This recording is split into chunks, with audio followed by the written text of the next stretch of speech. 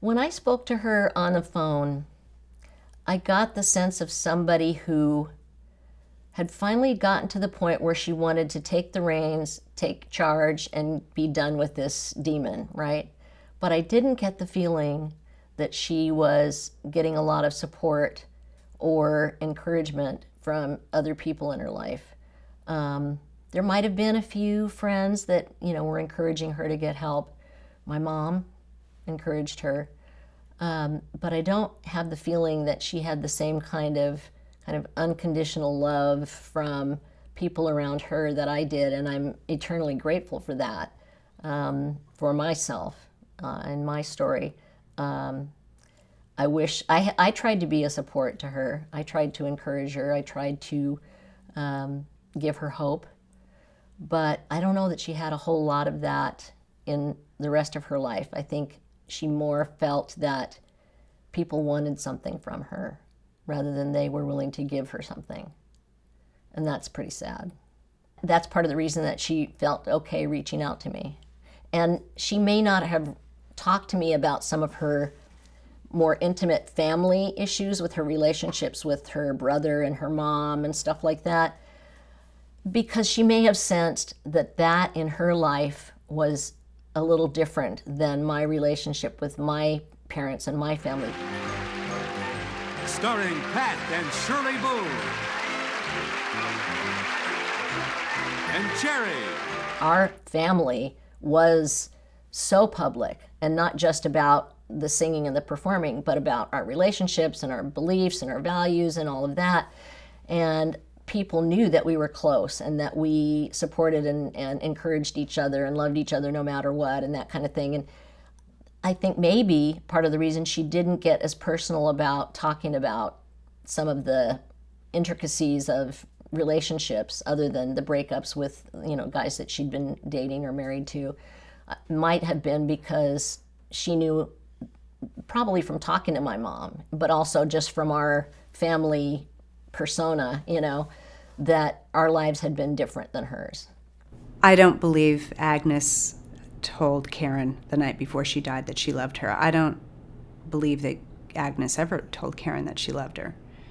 In the scene when Karen was finally getting treatment in New York City for anorexia, and they called for the family meeting, and Agnes's reaction was, "Well, we don't need to tell her. We don't do things that way. She knows. She knows." But I don't know that Karen ever did know, because she was always overlooked for Richard. Richard was praised as being the genius. Richard was literally, in the photo album that I was able to look at in their home, there was a picture of Richard at the piano, and it said, "Richard, the prodigy."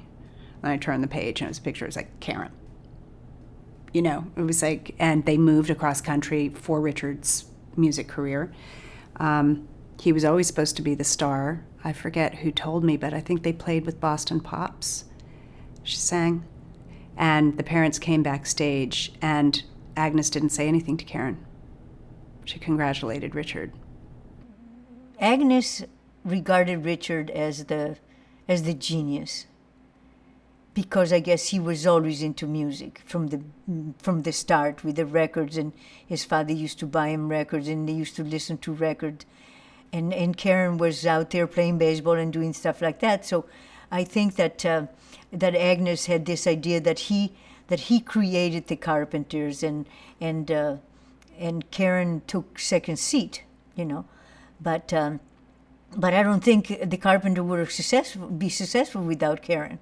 Where would they be? It was her voice.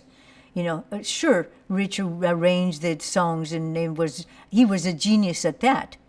And he could sing, but he didn't have her voice, and it was just so sad to always see that Agnes would, always Richard this and Richard that, and he would never be reprimanded, and Agnes would always go along with whatever he said.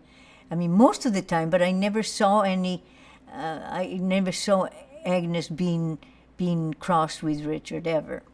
And Harold, he was really a nice guy, didn't say much. He didn't, I guess there was nothing to say because Agnes said it all.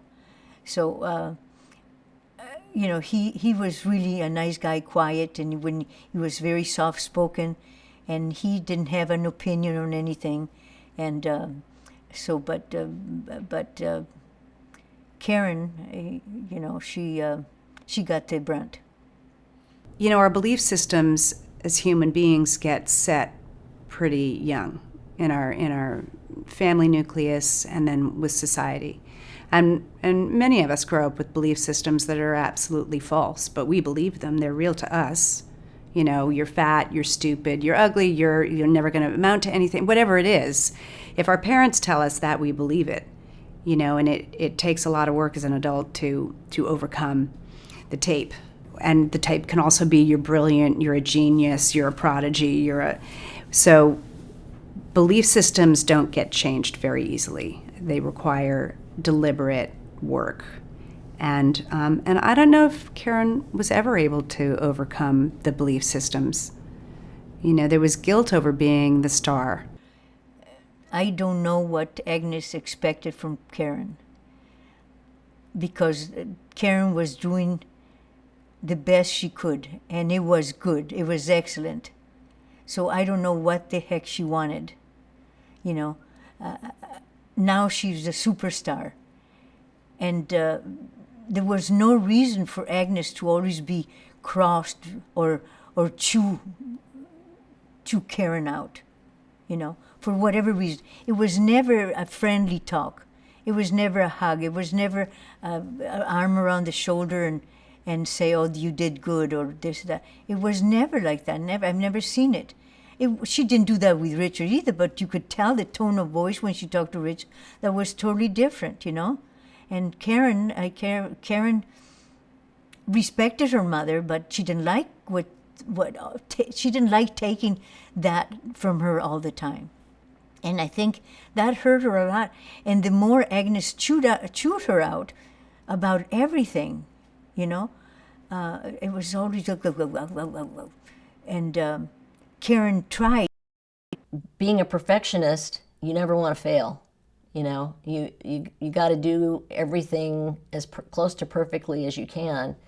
And I think that she was feeling some of that regret and sense of, you know, so now I've blown this too, you know, and it builds because you might see, oh, I didn't do this show as well as I had hoped, or I didn't sound as good as I hoped to, or I didn't look as good as I had hoped to, or I didn't, you know, perform as well in whatever, whether it was school or music or whatever, which is not true, but that's what her voices in her head would have been telling her.